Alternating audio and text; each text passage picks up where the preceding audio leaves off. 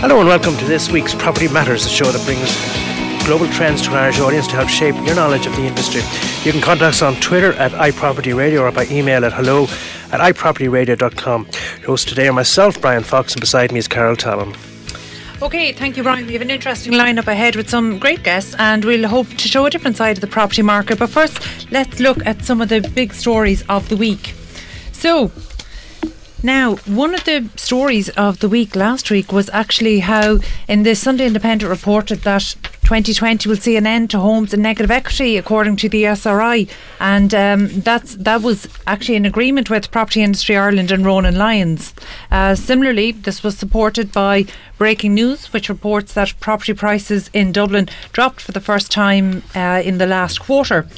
Also, according to the Independent, the big freeze in house prices is blamed on central bank rules stifling the market. So, any other news, Brian? Well, it seems that the IPPII roundup, that's the information taken directly from the new estate and lettings agency from For Property, tells us that there are 950 new properties on the market nationwide, with a further 1,300 new properties that went for rent. Quite interesting, I think. And we've somebody here to talk about that today. Okay, the average sold price of the last 30 days decreased by minus 6.8% when compared with the last 12 months. So that's a decrease. And the average days to sell of the last 30 days decreased by minus 4.5% when compared with the last 12 months. This information is thanks to IPPI app from the property team at For Property. Okay, very good. So, our first guest in studio today is Shane O'Callaghan, Managing Director of Kennedy Casey Estate Agents. Shane, you're very welcome to Property Matters today. Thanks a million, delighted to be here. Congratulations on the show. I've been listening keenly over the last few weeks. So well, it's great to be here. We're going to test you, Shane, how keenly you've been listening. Well, tell us, Shane, how do you think, how are you finding things at the moment in the property front in Dublin? Yeah, look, things are busy. We're Casey Kennedy Estate Agents based in Stillorgan, so I suppose for your local operators. Yeah, so the majority of our business would be in or around the Stillorgan, Mount Mary and Blackrock area. In terms of sales, we're extremely busy at the moment. Not giving you guys anything groundbreaking in terms of anything you haven't heard on the show, or that's within the media already. In terms of certainly anything up to 300,000, there's still an awful lot of cash buyers around. That's what we're finding. I suppose the bracket between 300,000 and 500,000, which I suppose would be the first time buyers bracket. It's very, very busy, and then anything after 500,000 seems to be a little bit slow. I think certainly. So you are finding first-time buyers coming into the area; they can afford to. Yeah, absolutely. Obviously, the central bank rules has affected everything, and the view would be they should possibly try and loosen that. I think a little bit. It's difficult, Yeah. Well, you might have heard there that was actually one of the news headlines this week. So, do you think that that's a fair observation? Are the central bank rules really slowing things down? Yeah, I think so. I think 3.5 times your salary is going to slow things down. Absolutely. Yeah. Did you hear that Cork developer Michael O'Flynn actually was calling for salary limits of 4.5 times? Yeah, that's kind of the figure that's been bandied around. I think that's a fair figure, really, and that would be consensus certainly among agents that seems kind of a fair type of figure. So you're obviously you find that the market pretty buoyant at the moment. Oh, absolutely, yeah, absolutely. Certainly and cash buyers. Yeah, cash buyers under 300 grand, there's certainly an awful lot of them about. Anything up to 5 is very, very buoyant. I'm finding, I think anything after 500,000, the consensus is probably slowed down a little bit.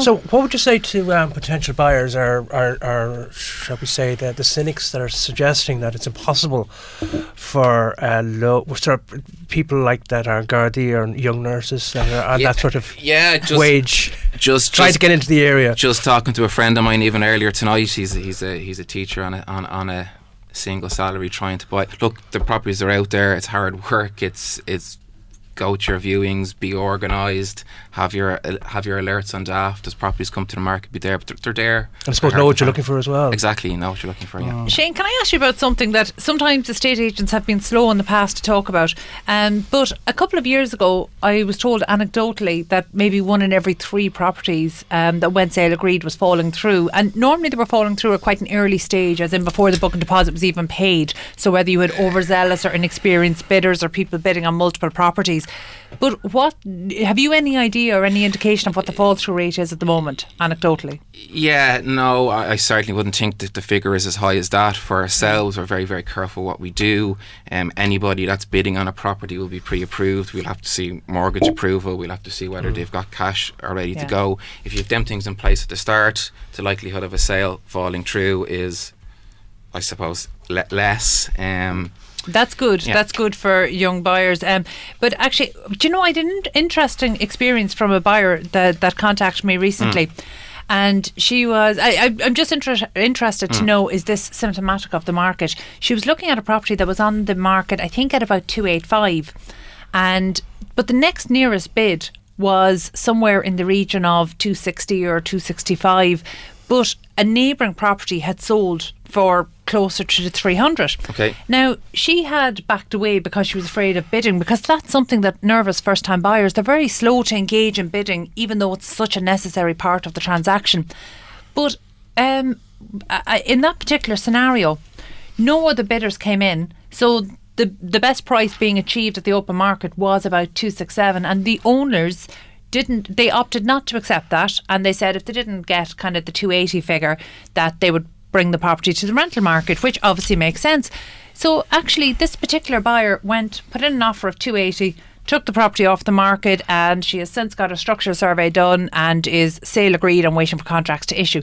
Now, I think that's a very positive news story, but it's something that buyers aren't aware of, that sometimes if there's properties that have been sale agreed and they come back to the market, there's a really good opportunity that if you're lined up and you have your approval, your mortgage approval ready to go, and you're ready and you're decisive and you're ready to make an offer, there's opportunities out there in the lower end of the market. Am I right in saying that? Because that was, I think, the Inchicore area. Yeah, no, absolutely. Again, I mean, we don't know the reason why the other property went for that little bit more. You know, it could have been, often you see a property go for sale up the road and, you know, your vendor is looking at that property with envious eyes, perhaps. You know, it could have been that there was competitive bidding on that property, which effectively pushed the price up. That property might have been overvalued at 300k effectively. And 280 is the actual market value of the property that was for sale. Yeah. Are you finding buyers are a little bit nervous about bidding? Is it something that they're shying away from, or they're backing out too quickly? Yeah, well, I mean, if you're, I suppose, particularly if you're a first-time buyer, if this is something you're getting involved in, I've never been involved in it before. It's you know, it can be an anxious time, I guess, for you. Of course. You know, so it can be a difficult process, I suppose. And gazumping, is that still? Absolutely not. No, it doesn't happen anymore. Illegal, you know.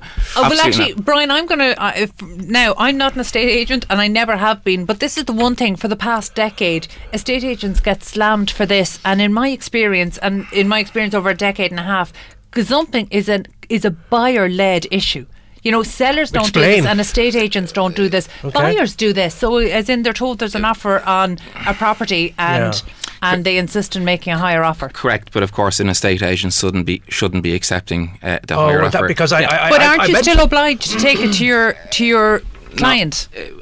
No, we're not at all. Not once it's sale agreed. Not once it's sale agreed. So I mean, at Casey Kennedy, go ahead. Yeah, no, sorry. Repeat. That's an interesting point you're making there. Yeah. You know, at Casey Kennedy, we would have a very open and transparent CRM system. Once we're obliged now, obviously, to record all bids. The introduction of our regulator a number of years ago was a very, very positive thing. So, you know, all bids are recorded. It's a very, very transparent process. And once you're sale agreed with a property, there's absolutely no gazumping. It's illegal. It's as simple. Because I had heard of it. The reason I'm bringing it up now, I had heard of a personal anecdote where someone got caught in a situation. I'm not going to talk about it over the air, but obviously they weren't too happy with it was something allied to what we're talking about, but it's been resolved now anyway. But let's talk about the proportion of rentals to buying. What is the rental market like in South Dublin at the moment? Pretty tight, I'd imagine. Yeah, absolutely. I don't know the figures off the top of my head, but certainly very, very low numbers of rentals out there. Obviously, the rentals that are there, they're at astronomically high figures. How competitive is it? Yeah, extremely competitive. Obviously, I had a viewing last Saturday in Stillorgan with 12 people turning up on what's probably an overpriced property.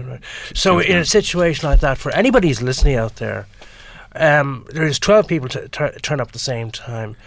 12 people would be very low. I've heard instances of two-bed apartments in the Docklands absolutely. attracting thousands of applicants. But what should people be turning up with to get that property? Yeah, well, I would certainly, I don't generally as a rule take paperwork off people on the spot, but I'll talk to them and tell them what I need. Obviously, going forward, you have your email ready; it's ready to go.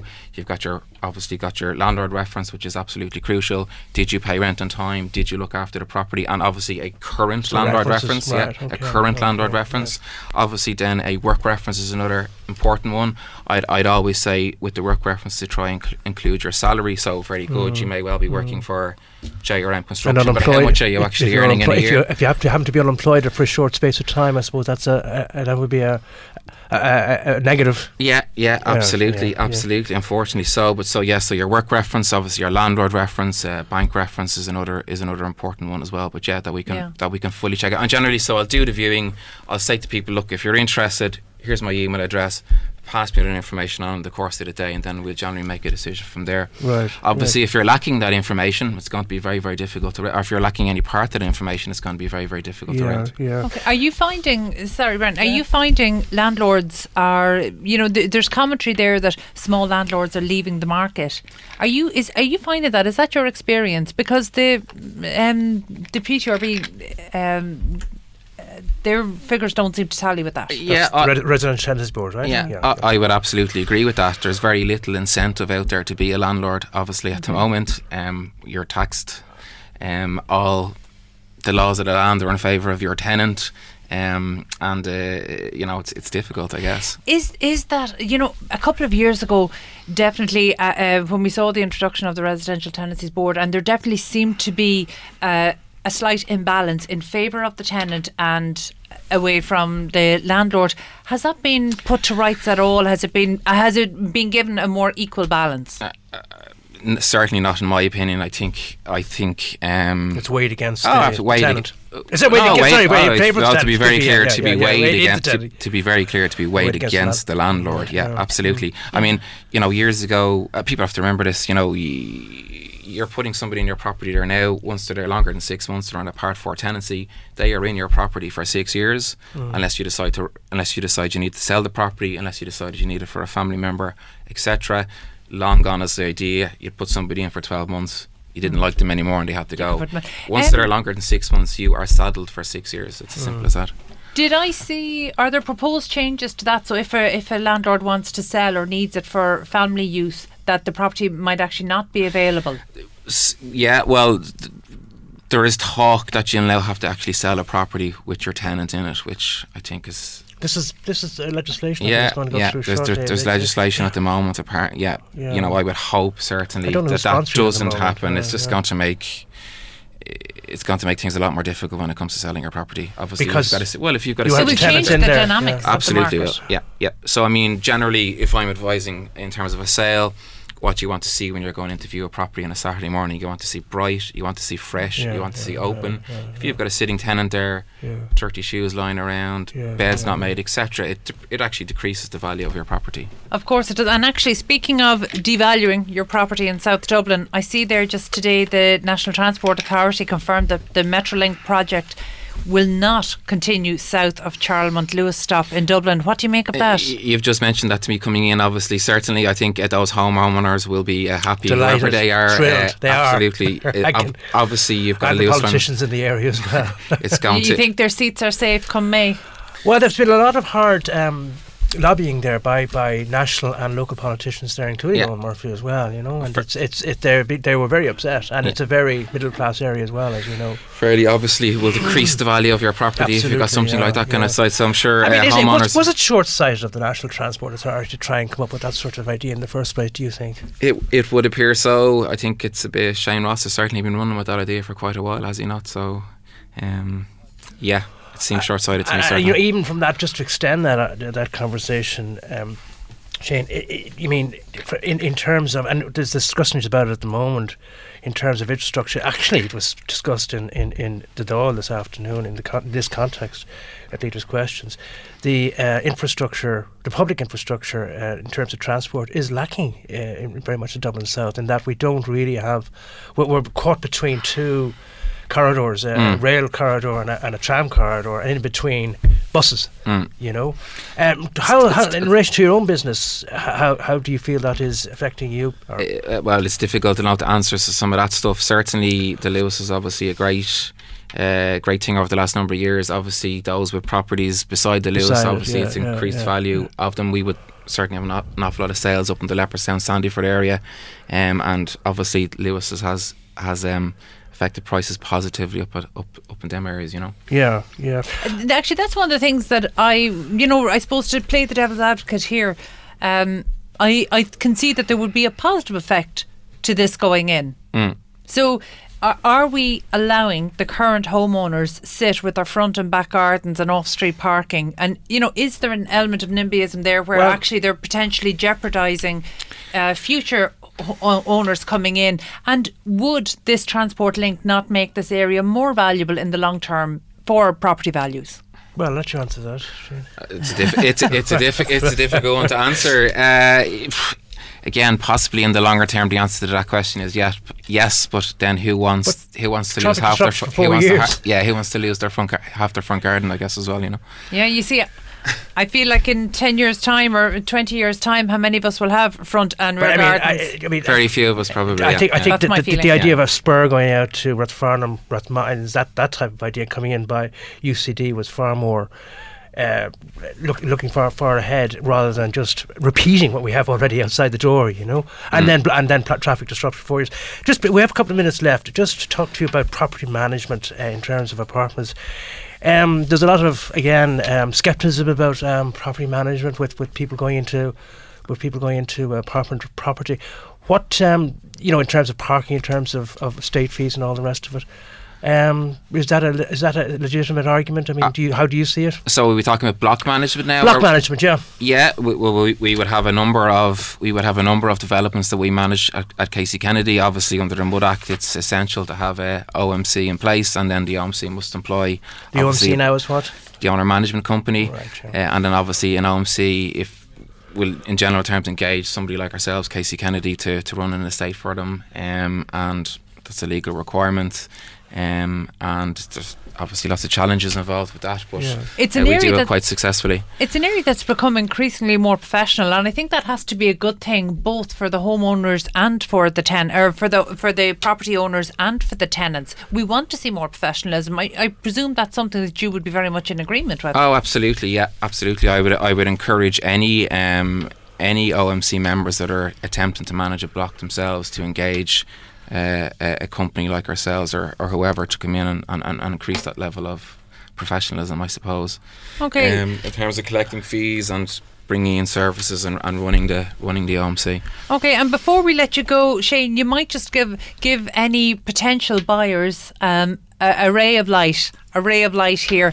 Just where are the opportunities at the moment in South Dublin? Because I understand they're difficult to find. Good question. I'm trying to think of something positive. Well, no, look, we know that at the lower end of the market, below 300,000, and by the way, what's wrong with that? We think that below 300,000 is the lower end of the market, but we know that first-time buyers, and particularly single first-time buyers, are absolutely competing with local authorities and approved housing bodies.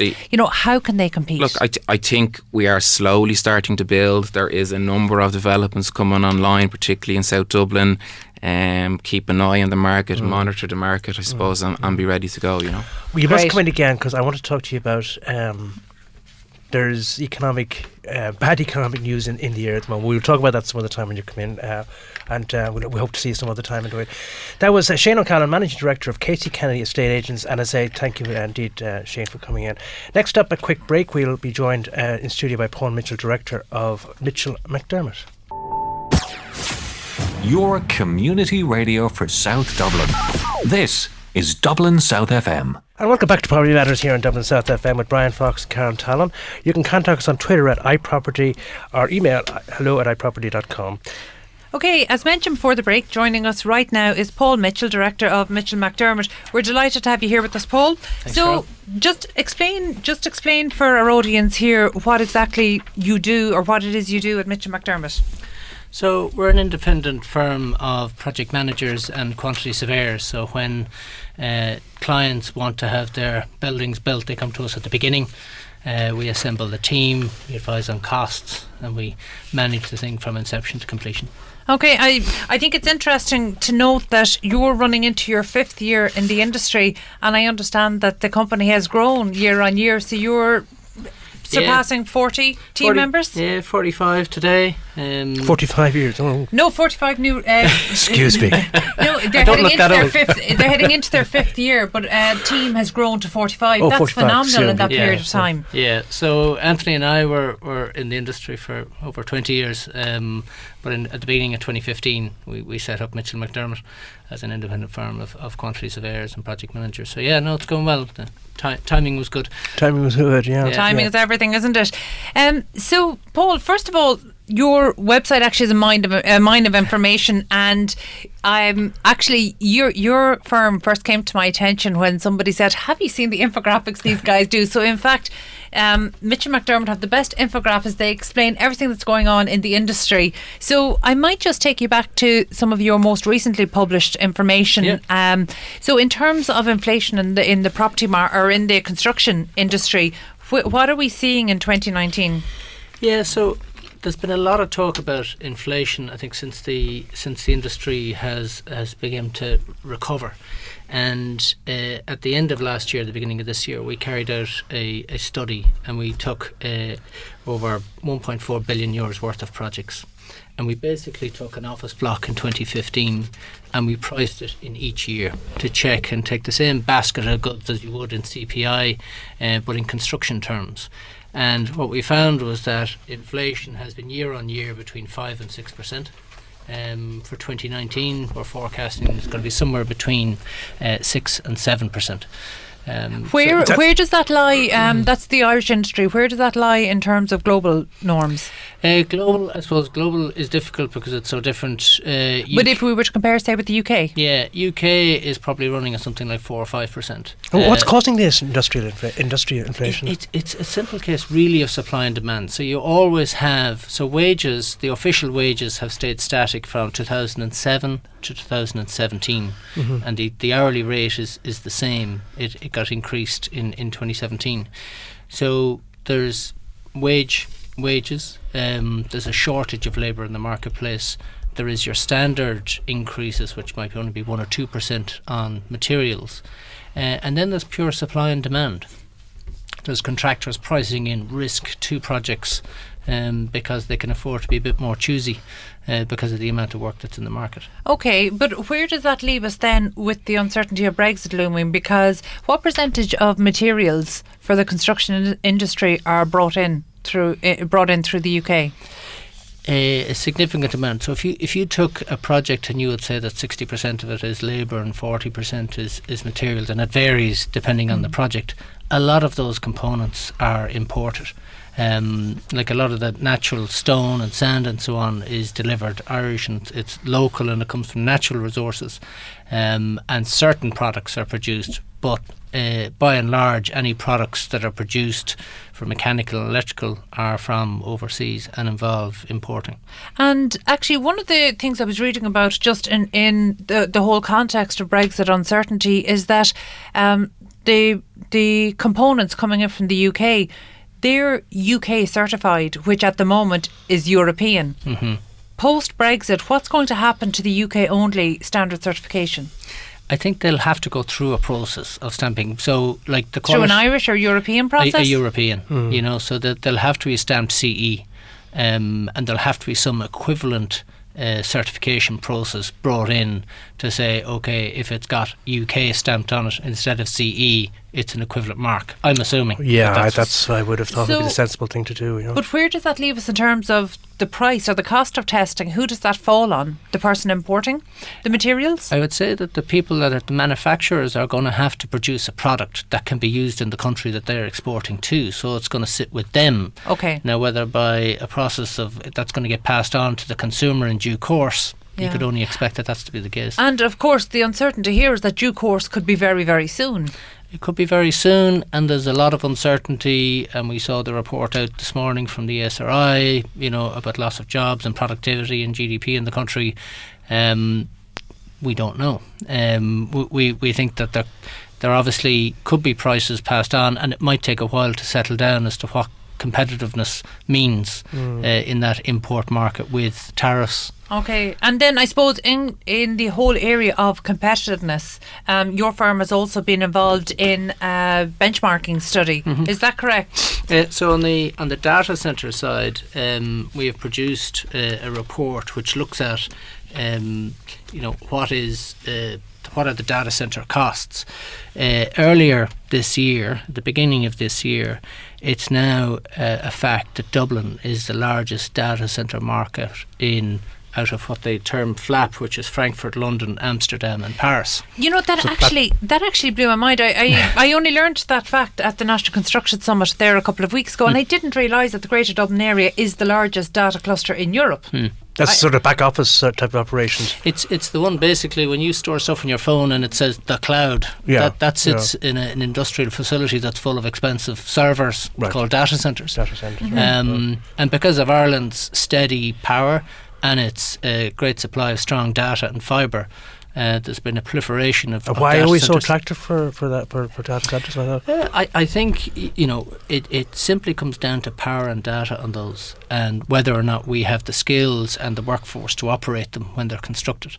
But there are a lot of significant, very large clients, so the likes of what we call the hyperscalers, Microsoft, Google, who are building their own data centres to house all this data, and it's only going one way. Yeah. We're saving more and more data on the regular consumer with photos and everything's getting bigger and heavier. That all sits in these data centres. I sometimes I feel that actually the activity in the data centre sector is almost siloed from the construction sector, which doesn't make sense at all. And actually I don't think that people realise the scale of it. So I think for 2019 it's estimated or it's forecast to be worth 1.3 billion for 2019. So these are huge figures. And there's another side of this that I know in speaking with the CIF, the Construction Industry Federation, one of the things that really jumped out at me was that in the last 10 years, this was the first crash that Ireland, the Irish professionals weren't just relying on emigrating. They were actually exporting expertise. We've never done that from the construction industry before, and a lot of that is down to our expertise in the offsite construction and modular builds and in data centres. So actually, part of what makes Ireland so attractive is that we have massive expertise in delivering these centres. So in fact, we've Irish professionals, actually I'm sure part of the Mitchell McDermott team, are actually going out to other countries to help them deliver this. Right. So I think it's an amazing transition for Irish construction professionals to go from having to emigrate to actually exporting their expertise, and it's a huge leap. It's a transformation for the industry that seems to have almost flown under the radar. I think data centres by their very nature are kept confidential. You drive past one, you wouldn't know where it is because they're secure facilities. But the Irish main contractors have done a fantastic job and are currently, even as busy as the Irish construction industry is, are currently delivering large data centres in Sweden and other parts of Europe Irish construction companies and because consultants. That expertise because is there. Of the expertise. Yeah, and actually that brings us on to the labour market, because this type of expertise is actually almost putting pressure on the labour market, and that's why I think it's interesting to note that only coming into your 5th year, you've recruited 45 people starting from 2 initial partners. Yes. Because I understand from the engineering sector, from the M&E sector, from the contractor or the main contractor sector, it's exceptionally difficult to find skilled labour and those skills in the current market. Yeah. So what kind of strategy do you have to ensure that you're getting the right talent and keeping the right talent? Yeah, it is probably our biggest task, because you can't deliver the kind of projects that we deliver unless you have experienced people that do that and are happy doing that. So, we've been in the Irish industry for 20 odd years. We'll keep the odd secret. So we know a lot of people, and a lot of people have returned. So people that we worked with during the previous boom and unfortunately had to emigrate have come back, and we've kept our links with those people. But then I think what's actually very heartening is to see the graduates that are coming out from college.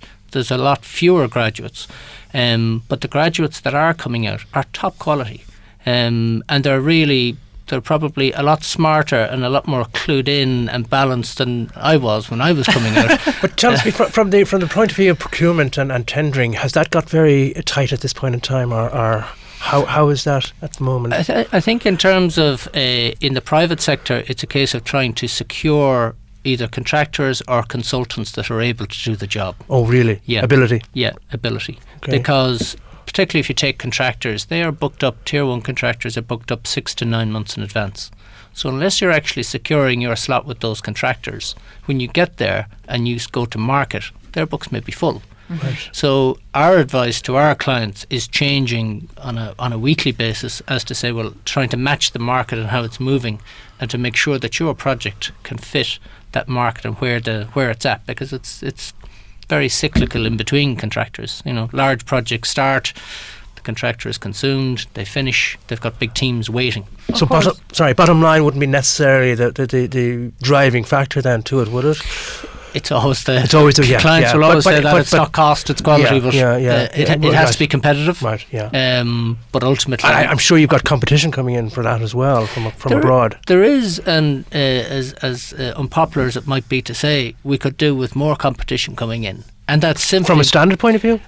Not from a standard point of view. I think our standards are good, and there's been a lot of work on that. But in terms of trying to meet the demands of we've had such a dearth of supply out there on residential accommodation, right? The regulations changed in March, and there is a flood of apartments. Are you referring to the regulations in terms of building heights? Building heights, but and they came through after that, and in March of last year we had the change in terms of apartment types. Mm-hmm. The previous year we did a big study for the Society of Chartered Surveyors to look at apartment viability and why was the industry not producing apartments.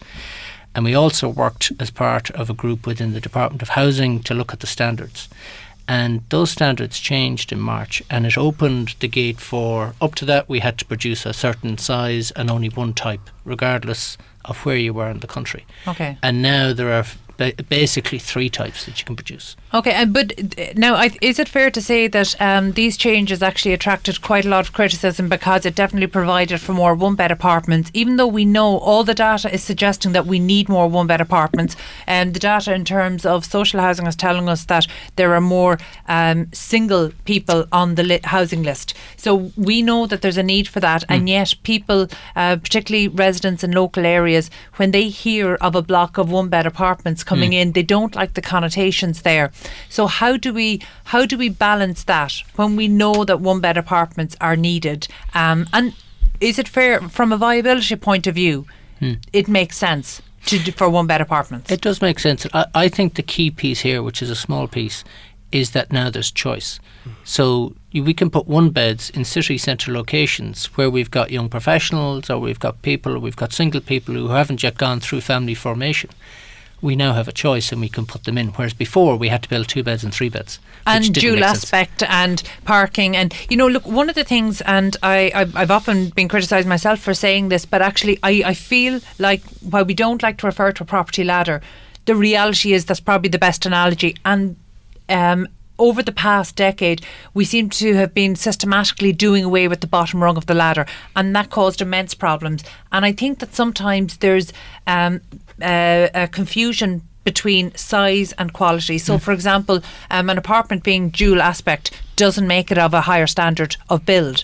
And I think that that's almost a lack of communication for the planners and the dual construction aspect being industry. the mixture of as in apartments were required to be able to look out your window on both sides. okay, very good. But I mean, look, that's kind of I suppose that's I say that a little bit tongue in cheek, but that's the reality. It did need to, but I think that epitomises the ridiculously of. And Paul, is there much potential? I mean, we're going to have to wrap this up now soon, but is there much potential in city centre Dublin now for the type of apartment we're talking about, the one-bedroomed apartment? Absolutely. Where would you see the locations being as a matter of interest? Like if you take the North Docks that's under construction at the moment that didn't make it in the last boom. Down beyond the Central Bank. Yeah, so if you take between the Central Bank and the Three Arenas, all of those huge sites there are kind of 60% commercial, 40% residential. Yeah. You take Connolly Station as another area of regeneration. But they're all very expensive, aren't they? They're expensive, but I think here it's changed from build to sell to build to rent. Right. Now, unfortunately, the apartments are rental. Okay. Yeah. But now we've got large funds in behind us. The funding structure has changed, and it has been the regulations and the new funding structure have been a game changer on this. And so all of these schemes are in planning or starting to go through since March, right? But we fast forward in 2 years and 3 years' time, and we're going to be talking a different picture completely about residential supply, and that's all down to regs and finance. Okay, but in terms of we can see that the rental market is going to come up in terms of meeting supply. Where does that leave home buyers? Yeah, I think that is a question, and I think we are. There's still a dearth of people out there, and I think the macroprudential rules are affecting that in terms of the 3.5 times combined salary, and that needs to be addressed. But at the moment, our issue is with renters, and our people looking to buy are unfortunately moving to commuter towns or commuter areas. Okay, look, I think that's a fair point. In fact, our previous guest Shane raised the very same point about the central bank lending rules, and in fact you might have seen the Cork developer Michael O'Flynn actually called for limits of 4.5 times salary. So it'll be interesting to see if those suggestions are taken on board. Paul, thank you so much for joining with us. Good. There's so much more that we could talk about in this issue, so we hope you'll come back and join us another day and we'll get further into some of these issues. So that was Paul Mitchell of Mitchell McDermott. Thank you for being with us today. Stay tuned after the break as we'll be hearing from Angelica Donati, PropTech contributor with Forbes magazine. Broadcasting to South Dublin on 93.9. This is Dublin South FM. Welcome back to Property Matters here on Dublin South FM with Bryan Fox and Carol Tallon. You can contact us on Twitter at iPropertyRadio or email hello@iPropertyRadio.com. Now, our next guest is coming to us from London, Angelica Donati, PropTech contributor for Forbes magazine. Okay, I'm delighted to be joined on the line from London by PropTech contributor at Forbes and also partner at Concrete VC, Angelica Donati. Angelica, you're very welcome. Hi, Carol. Hi, everybody. Lovely to be on the line with you. Oh, thank you so much for joining us.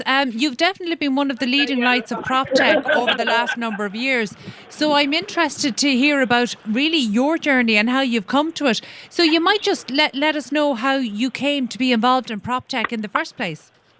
Yes, of course. So I think, as is the case with many people in PropTech, although not all, because there's a large segment of the PropTech population that doesn't come from the real estate industry. I come from a real estate background, and that was my door into PropTech. So I run a construction and development firm called the Donati Immobiliare Group.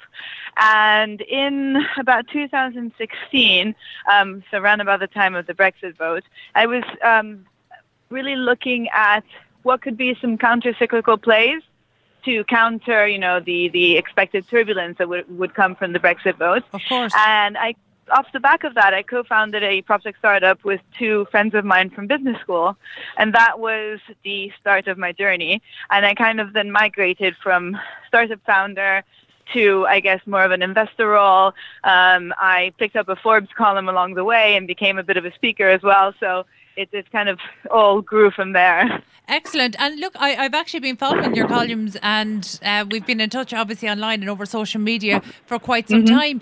You might just let us know some of the investments that you've been involved in. Are there any well-known PropTech names in there? I've been very, very picky with my investments.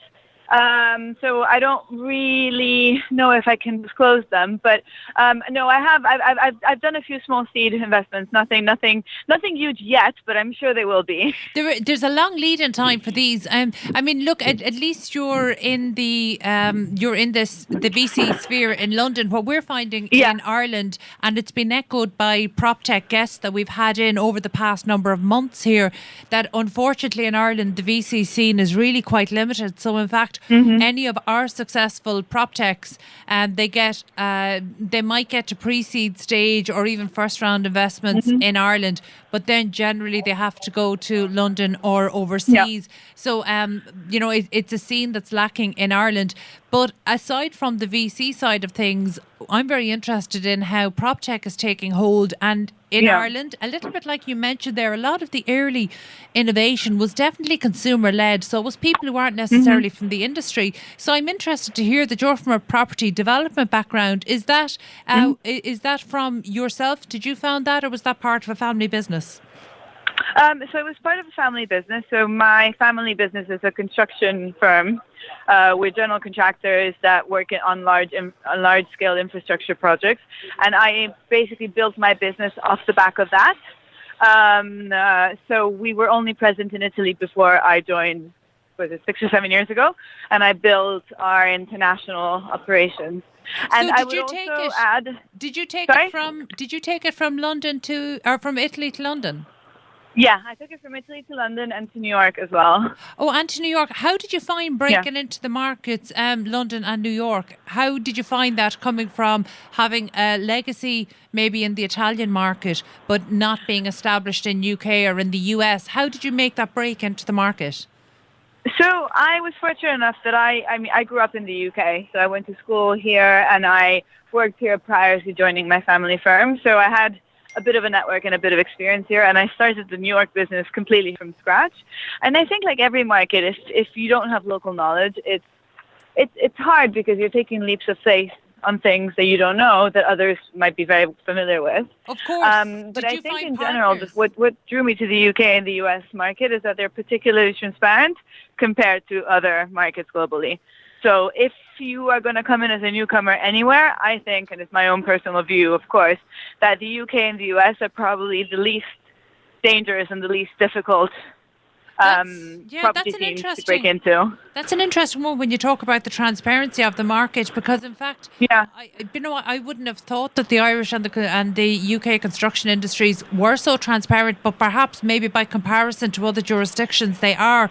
Yeah, they're not very transparent, but they're more transparent than most. Let's put it that way. I think that one of the biggest problems in this space is the lack of transparency, and that's why a lot of proptech startups are clamoring for more shared data and more, open information, because it's a very siloed, very obscure industry. But I will guarantee that coming from Italy, this is, it's heaven compared to what we've got back there. Okay, that's an interesting one. And also, you mentioned data there. I mean, look, historically, the planning, construction and property industries, they're not industries that have actually capitalised on their data. They're compiling masses of very valuable data, but they don't seem to be leveraging this at all. Are you seeing a change in that? I think there's definitely a big change in mindset. So I would say, first of all, the UK market is the most probably if not one of the most advanced markets when it comes to tech and proptech. I agree with that. This is very much only the case here. And I would say, if you were to look at the Italian market, for example, you were saying in Ireland startups struggle to fundraise. It's exactly the same in Italy. We're just nowhere there yet. But speaking about the UK market specifically, I think there's a general awareness by both incumbents and innovators that data is probably worth more if it's used and shared and built upon, as opposed to just sitting, dormant somewhere. So yeah, there's really two big issues there, because one is understanding the value of the data and how to use it, but the second thing is the point you touched on there about the need for this to be open. And again, this is not an industry that has taken an open approach on any aspect before. So will data enabling technology be different? Well, so the thing is, you touched on a very important point. This is an industry that's not open, and the reason why it's not open is because for centuries, well, maybe not for centuries, but for a very long time, your unique selling point was the private data you had that nobody else had, which could give you a competitive advantage over the competition. But I think that now, especially when we think of, let's say, smart cities, where the only way for a city to be smart is for the data in the private and public realm to be shared. There are certain use cases in which all stakeholders are starting to realize that the sum is bigger than the value of its parts, and so they are incentivized to sign up to these open data programs. But they always need to be clearly defined and with some clear benefits for the contributants, because otherwise nobody's going to give away their precious proprietary information for free. Yeah, actually, look, I tend to agree with you, and I think that's one of the really powerful reasons behind all the smart city initiatives, because we do actually need some state bodies there actually pulling together all these different smart city initiatives, because I think that's actually the way that we're going to get the open source. Whereas if it was all individual commercial organizations, I just don't think that would happen. Yeah, so what's and that's one of the. Yeah, go ahead. Sorry. I was going to say that's one of the recommendations that the British Property Federation has been making with regards to data. They are advocating for an open data policy at the government level. Yeah. Because a lot of these things, there needs to be regulation around them, of course, to also make the stakeholders comfortable about taking part in these activities.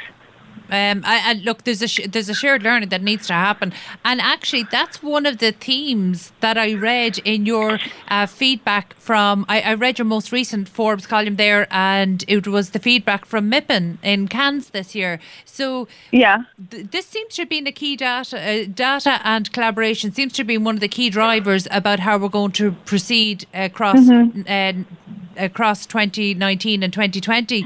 So what were the other trends that became apparent at MIPIM?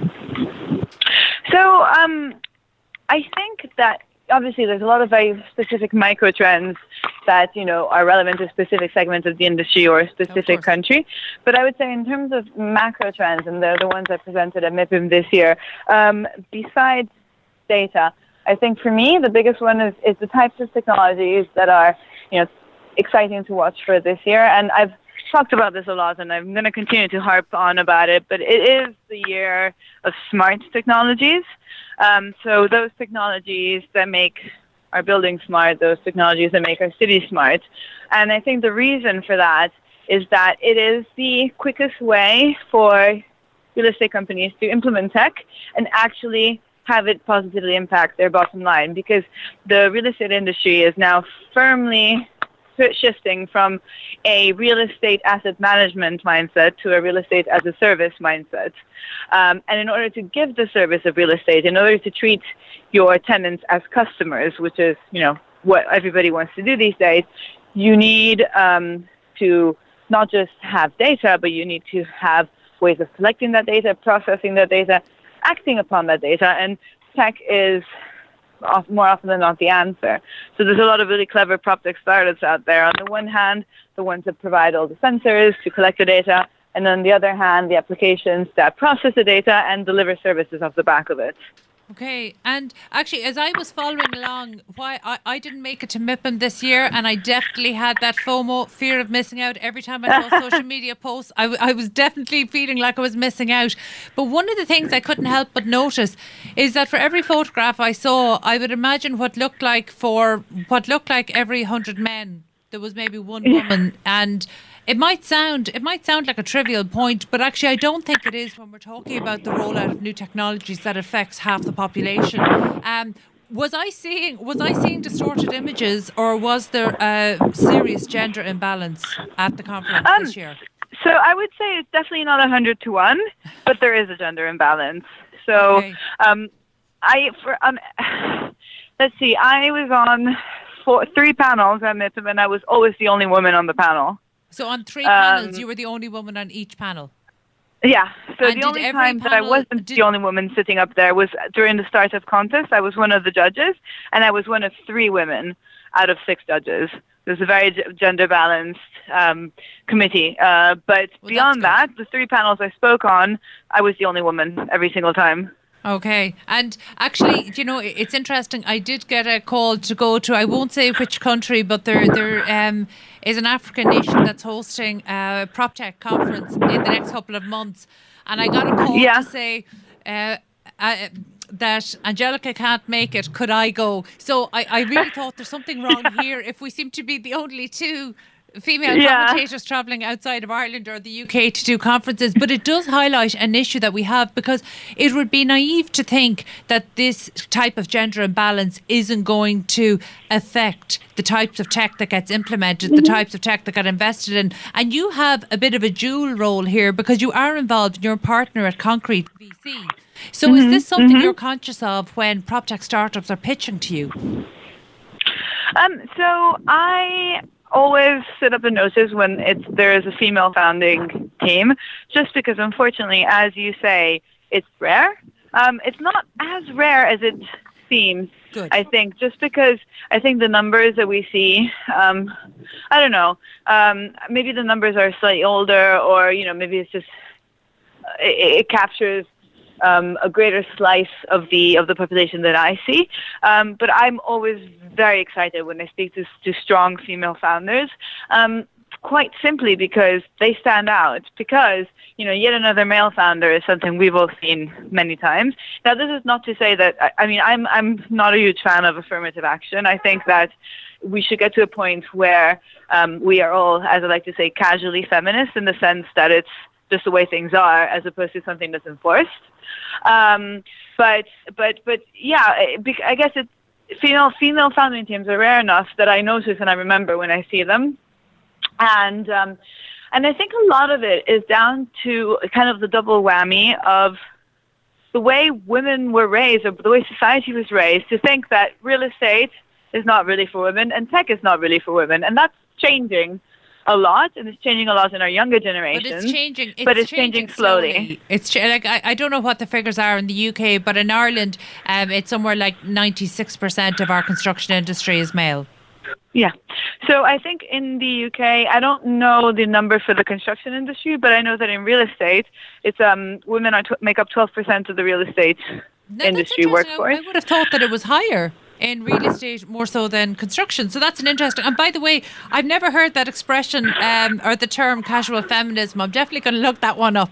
Yeah, so I actually found it. I read it in an article. It was actually really bizarrely an article about Andy Murray, about his retirement, and the journalist was saying, "Oh, I love him because he's a casual feminist," and then she explained what she meant, which is that he's always been around very strong women, and he, he's not fussy about it. He just really, really believes in powerful women because that's what he knows. That's what. And it just stuck to me, and I like using it now.